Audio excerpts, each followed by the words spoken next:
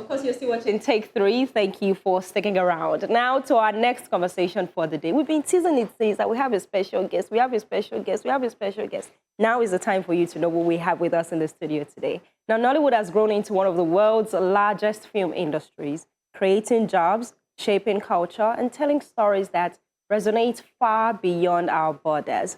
But behind every successful production is the business of filmmaking. From raising capital and managing budgets to distribution, marketing, and turning creativity into a sustainable career. Now joining us to unpack the realities of building a thriving film business in Nigeria. Are we ready, ladies and gentlemen? It's filmmaker, writer, actor. I mentioned her name yesterday, my own queen. It's Take 3. Welcome. Welcome. Can you guys hear it? Welcome. It's not easy. Welcome. Yeah. Thank you. Like she always used to say, beautiful people of this wicked world. Good people of this wicked world. Exactly. Aha. Good people of this wicked world. I salute you. The awesome. We're happy to have you here on the show. Thank you. I think we've been trying to do this for a minute. Yes, yes. We have. We thank the Lord. We are here now. Finally, the Lord has done it. Finally. So yes, remember you're part of the show as well. You can still send us your message. You know, we have greatness in the building, so you can also send your questions that you would like her to talk about as well. Okay, let's dive right on it. Ladies, let me let you go. Ladies first. Okay, let's take it away. Thank you for being here today again. You have built a reputation for telling emotionally resonating stories while also maintaining consistent output. I mean, you still dropped the movie on YouTube yesterday. What does it really take to build a sustainable filmmaking business in Nigeria today? One word would be you just bamboozle your way through it. Because not every venture, particularly in Nollywood in itself is a gamble. You know, you believe in your story first, or you believe in a story that you have purchased. You gather this ensemble of people thinking that, you know, you try to go according to the formula. Sometimes it's a hit, sometimes it's a miss. So really, it's a gamble. But I think that what has helped me sustain is, why am I making films? Why do I even tell stories in the first place? And it's because I just want to be able to hold a mirror to our human experiences and maybe help one person navigate murky water. So I think for me, that is what has kept me going. Because many times you lose money, sometimes you make money. And sometimes you make some money to cover some losses. The landscape is constantly changing. Right. The audience are evolving. One minute you think everybody's loving comedy. The next minute they are loving action film. The next minute is epic. So you have put money in epic. Before you know it, they've all moved on to another thing. So you really don't know. But I think that one of the most important things is understanding, why do you even make films in the first place? You know. And I think that over the last few years, we've learned that story is so much more important now than the ensemble cast and the paparazzi of it all, you know, because the audience now, they've been so fed that they know when they see a good story. And they are not looking at any other thing, you know, than that. So, you know, nobody can, I'm not sure any of my colleagues would say to you, this is how we have been navigating it. To be honest, a lot of us are just winging it, you know, because this industry in itself is self-funded, out of pocket for a lot of people. Yeah. You know, I'm so glad that you mentioned funding, right? Because we often hear that it's one of the biggest challenges for Nollywood. Can you talk to us about that? What's the funding situation like? Well, I think the number one problem would always be funding, because you see, when there's funds, then with funds you can create facilities, you can create structures. We want to tell bigger stories, but we don't have the facility to do that. For you to have the facility to do that, you need money. We don't have the structure to do it. For you to do that, you need money. So really, money sits critically at the very top of it. A lot of the money that are coming to the industry, I mean, from the inception would have been family money. Uncle borrow me, uncle give me. Daddy has, I mean, I think there was one filmmaker whose mother used their house for collateral for her to make a first film. So it's been that.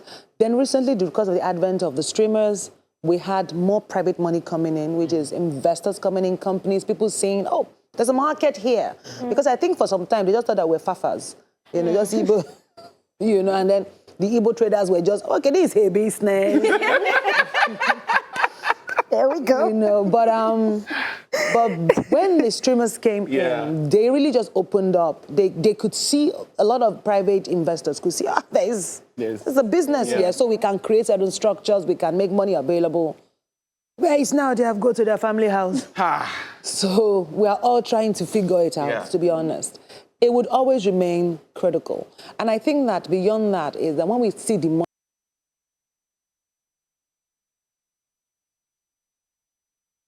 training, because when the money comes, we need to be trained how to effectively deploy the money so that the money does not just be like, say, you flush it down the toilet. So, great conversation. There was something that piqued my interest in what you were saying. You spoke about the audience shifting. Yes. As you would invest in comedy, they've moved to epic. You invest there, so you can't really tell. And I remember there was a content you put out. You were talking about how the audience, people would intentionally go and look for Nollywood films that are not up to standard to be able to criticize them, that they wouldn't intentionally look for the good ones to watch. But do you think that is the case, or it's a case of what is available in large quantity compared to the quality movies that you say? Yes, I mean, I totally agree that what is available in large quantity is that, but what is available in large quantity is also influenced a lot by the audience. And I think that, I remember this post talking about, this video, was where I talked about the need to really educate the audience. Right. Because the audience need to move past Genevieve Day, Clara Chukura Day, the film go tough. They need to move past that. Because, you know, it is that ensemble, that is the, God help me, quote and unquote, that is the Igbo man thinking. If I put this guy, my money will come back. Yes. The investment go up. Investment, you know. So attentions were not paid to the story because people were like, Ramsey there, but you know. But I think that we are moving past that. Not all of us can afford those people anymore. But some of us want to really tell great stories.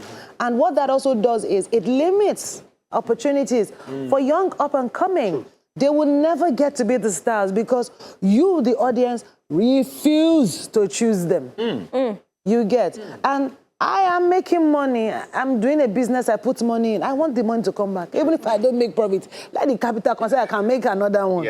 You know. And so I'm not going to gamble my money and say, I like Kate's face. She looks like a great actor. No, I'm not going to do that. I'm going to look for money and cast my sure bankers and hope for the best. You know. But let's talk about social media for a minute now. Yes. How do you think social media has influenced how filmmakers now promote the movie or even the type of stories that you tell? It's a lot, yes. Social media, you know, for me, I always say social media is like your shop.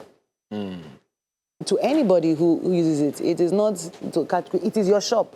What are you selling? You display all the products, you know. So that's the first thing that social media is useful for.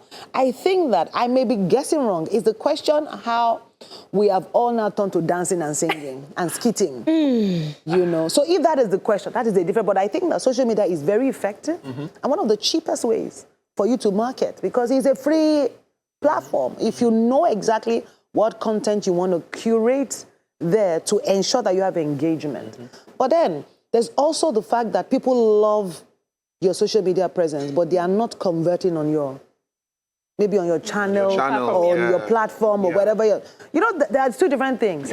So sometimes people like, you know, even for us producers, when we select certain actors, you select them based on the social media engagement. But we don't take a critical look at what are their audience really engaging in. Because sometimes this person that has huge engagement would post your trailer and there's little or no engagement. But we'll post him or herself in a really nice outfit and there's thousands of engagement. Because it means that that audience are liking the fashion and not, you know, so you have to, I think that for us, it just really calls us to really, really think. You know, fortunately in Nigeria, as a filmmaker, this should not be my job. I should have someone that says, I do film. Oh, yeah, my kite. Yes. But you will write, you will direct, you will produce, you will act, you will dance, you will clap, you will do everything. You wear glasses. You know, my goodness. All this investment. But I think that's what social media is for anyone. It's just that, it's just think about it as your shop. And you have to find a way to get people to come and patronize you. Interesting, interesting. Now, let's look at, because there's been a debate that these days we only credit movies by how much streams they get. Because it seems like most filmmakers are aiming for box office numbers now. That whatever it takes, let's get the numbers. Regardless of how the story goes, regardless of how the production goes, but let's get the numbers. So do you think that that is beginning to water down the amount of, intentionality they put in storytelling, in casting, in all these things, just to hit the numbers, even if the movie is no good? Let's just get people to watch it. Nigeria, we celebrate mediocrity a lot. And we are great announcers. Wow. Great announcers. Because you see, the announcement is sometimes what... I think we've talked about it earlier. Genevieve did this one day, it go tough. 1 million views in 24 hours, it goes sweet. So people are gunning for that. Even if the naira and kobo of it does not make any sense. Because sometimes you are seeing the numbers, it's not really translating to money. But the producers are so obsessed with numbers because they believe that when you see the numbers, it would propel the audience to go see the movie. So we are obsessed with numbers. Even like, on Monday, any film releases tomorrow now, by Monday, biggest opening of the weekend. You know. We love announcements. Yeah. Announcement is pushing pressure. Definitely putting pressure on filmmakers because you also want to announce. You know, you also want to... Because it has also become a yardstick for success. True. That's how people think that you're bankable. True. So we are suffering from a lot. We're suffering from classism, mediocrity, and I remember the third one just now. Classism, mediocrity, one other thing I'll remember later. But I think that those things are now beginning to take front and center of the work. So that's all you are driving, that's what you are chasing. So you're not really focused because you're thinking, if I do all, after all said and done, if I do not hit this number, to some people I'm not bankable. To some people I'm not a success. And that affects even your reputation because you can be in meetings with that. No, let's not put Biodun in that thing. No, she cannot translate. Do you understand? Because those things, important, sometimes shallow, have become the yardstick of success. Wow. I want to ask about piracy. We've had that conversation almost ever since we were children. Dope pirate movies and all of that. And now we've seen some movies are going to YouTube, some movies are going to streaming platforms, some movies are in cinemas, but we still keep seeing people watch the lowest quality version. How does that affect you as a filmmaker? I think that one thing it tells you is that people want to watch. And so they would get it at any cost, even the lowest. It just shows you that there's a market. Yeah. So as a filmmaker, what we need to think about is, how can I get this? How can I get this content to as many people? Because if you are willing to watch a black film, like, you are not even seeing the color. Anyhow. Yes, anyhow. So that means I'm going to film here now. Because you understand that everybody wants to join the conversation. And that is the thing that streaming did for everybody, because it meant that once it was on streaming, whether it was Netflix or Prime or YouTube, anywhere you were in the world, you could join the conversation about the film. So it's really about people being in the moment, not having to wait. You see now when we do cinema releases in Nigeria, a month later or so, they are going to go and do UK release because you realize that everybody, wherever, the streaming is going to take a while. People want to be in the moment with you so that as you are saying, it's tough. Myself don't watch it's tough. And that is why there's such a high rise in piracy. That's why piracy will forever be an ongoing war, except we find a way to, decentralize. And that will still be a challenge because, films go through different windows of premiumness. Right. So the premium window is the cinema. So you still have to learn to wait instead of you trying to watch a black film. You still have to wait. But let's go into AI for a bit. Artificial intelligence is now, influencing the script writing, some major things, in the business of filmmaking and production as well. As a filmmaker, do you see AI as a threat to creativity, maybe? Or do you think it's a tool, an effective tool to help reduce the cost of production, amongst other things? I think for me, it's a collaborative tool. I mean, for me and ChatGPT were like this, 5 and 6. I think it's very collaborative. One of the things that I've used it to do is to interrogate my mind. So when I have an idea, I put it down, I type it down, and I say, and I want it to interrogate, to question. Because before, there was really nobody interrogating, why did you make this choice for this character? So for me, it's very collaborative.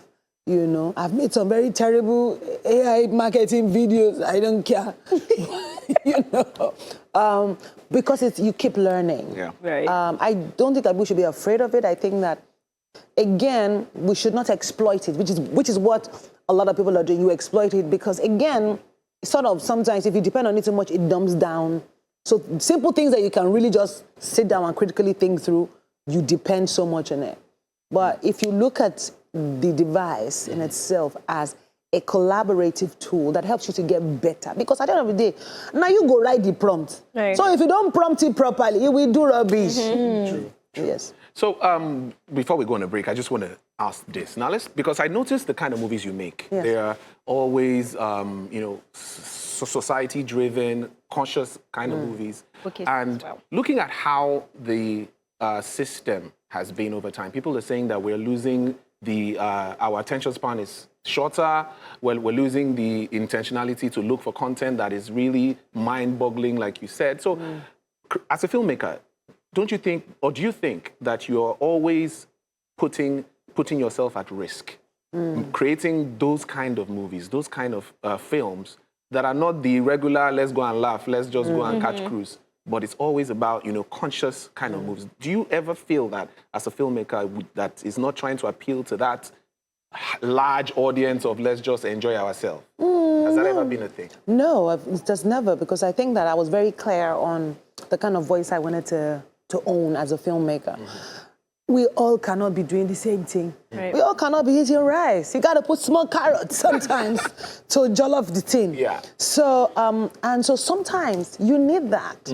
Because if you eat rice Monday, Tuesday, by Wednesday, be like, so I will be here to give you the eba. I think that is important, to give you that potpourri. We cannot all make the same films. And I'm very, very clear on the kind of voice that I wanted to own in the Nollywood space. And people have come to respect it.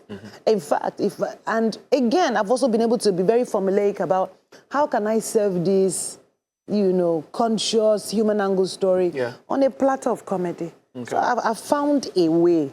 And then there are days that you're like, we're Masukuni, man. You're going to cry. Yeah, there are days like that. Days when I'm going to cause you to think. But I think that we cannot keep dishing out. And to answer the second thing when you said about the depleting attention span. Yes. And I think the best place to see it is on YouTube, where people are commenting as they are watching. Yes. And literally critiquing something that in the next 2 minutes will be answered. Yeah. And I'm like, did you decide to go back to maybe remove that comment because you showed ignorance there? Because it's been answered. It's been answered. That is how, and somebody put a comment that said that 9 minutes in, I don't get it. And I said to the person, glad you got out of it. You are not, yes, because you are not my audience. Because my audience will wait and watch. And understand, maybe 9 minutes in, you just want bass. You just want to be taught. And those things are not helping us because these are the things that has given rise to toxicity. Yeah. Because everybody just wants bass from the opening. We're just fighting, we're just shouting. And why? Okay. Exactly. Okay. Why? We'll take a break. When we come back, we're going to still talk. We still have our special guest with us, and we will be taking your questions as well. Send us your questions on WhatsApp and on YouTube Live. We'll be right back after this break.